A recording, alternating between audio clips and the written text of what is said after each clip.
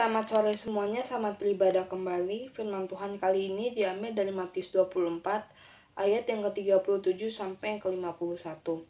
Sebelum kita mendengarkan firman Tuhan kali ini, mari kita berdoa terlebih dahulu.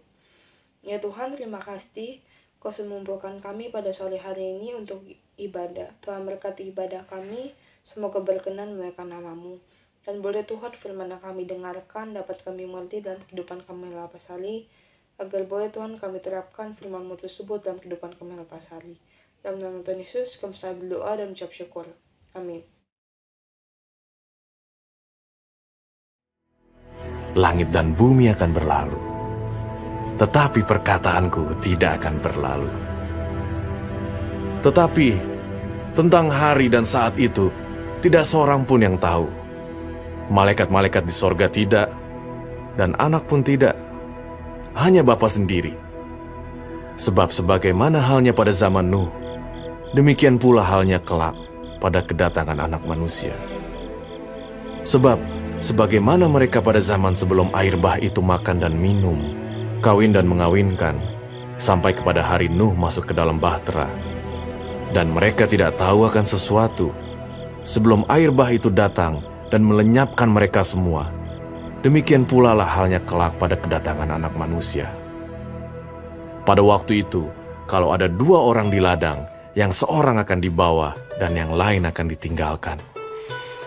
Kalau ada dua orang perempuan sedang memutar batu kilangan, yang seorang akan dibawa dan yang lain akan ditinggalkan. Karena itu, berjaga-jagalah, sebab kamu tidak tahu pada hari mana Tuhanmu datang. Tetapi ketahuilah ini, jika tuan rumah tahu pada waktu mana pada malam hari pencuri akan datang, sudahlah pasti ia berjaga-jaga dan tidak akan membiarkan rumahnya dibongkar.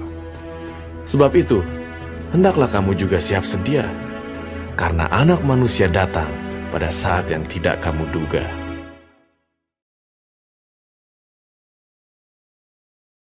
Matius 24 ayat yang ke-36 sampai ke-44 ini menceritakan tentang kedatangan Tuhan adalah suatu misteri karena belum dibukakannya pengetahuan tersebut untuk kita. Namun yang Tuhan tekankan dalam konteks ini adalah kesiapan kita akan kedatangannya. Orang yang siap adalah orang yang melakukan tugas Tuhan yang sudah dipercayakan kepadanya.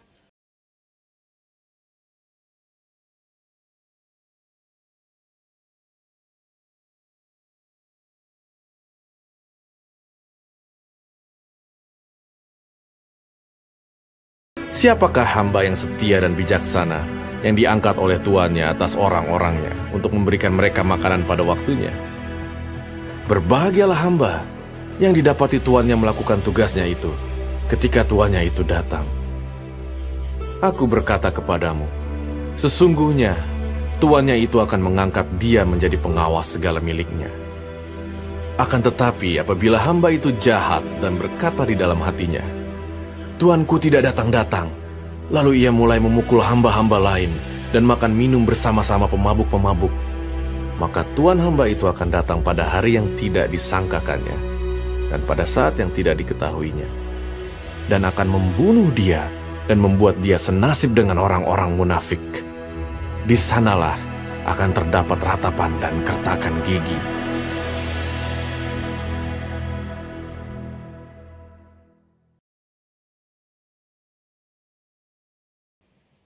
Ada hamba yang baik, yang setia dan bijaksana. Dia akan melakukan apa yang diperintahkan oleh tuannya kepada dia. Tuhan Yesus menyatakan bahwa hamba yang seperti ini adalah hamba yang berbahagia. Dia berbahagia karena dia setia, melaksanakan kewajiban dengan penuh tanggung jawab, dan sadar bahwa apapun yang dilakukan akan dinilai oleh Allah. Dalam Yeremia pasal 26, kita mendengar Tuhan berfirman kepada Nabi Yeremia, "Berdirilah di pelataran rumah Tuhan dan katakanlah kepada penduduk segala kota Yehuda yang datang untuk sujud di rumah Tuhan, segala firman yang kuperintahkan untuk kau katakan kepada mereka. Janganlah kau kurangi sepatah kata pun." Nah, saudara sekalian, seorang nabi sebelum Nabi Yeremia yang hidup sejaman dengan dia, Nabi Uria, itu dihukum mati oleh raja. Karena raja, imam, nabi, dan rakyat yang mendengar firman Tuhan itu tidak senang. dengan firman yang disampaikan oleh sang nabi. Maka nabi itu dihukum mati dengan cara yang licik. Nah, sekarang Nabi Yeremia mendapatkan perintah Tuhan untuk menyampaikan pesan yang sama dengan penekanan bahwa jangan dikurangi sepatah kata pun. Bukankah Nehemia pantas untuk khawatir bahwa dia juga dihukum mati?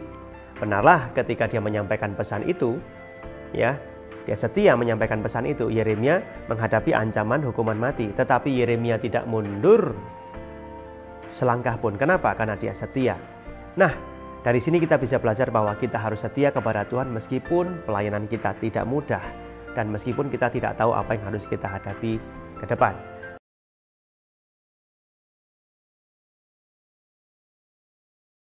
Bukankah hebat orang yang sudah pincang dalam pertempuran, tetapi dia tetap melanjutkan pertempurannya sampai mencapai kemenangan. Kita harus menghargai orang-orang yang tetap bisa melayani Tuhan meskipun mereka mengalami pergumulan dalam hidup karena mereka terbukti, mereka lulus ujian, melayani Tuhan, melakukan tugas surgawi dengan setia. Semoga kita selalu menjalankan tugas-tugas yang Tuhan berikan kepada kita.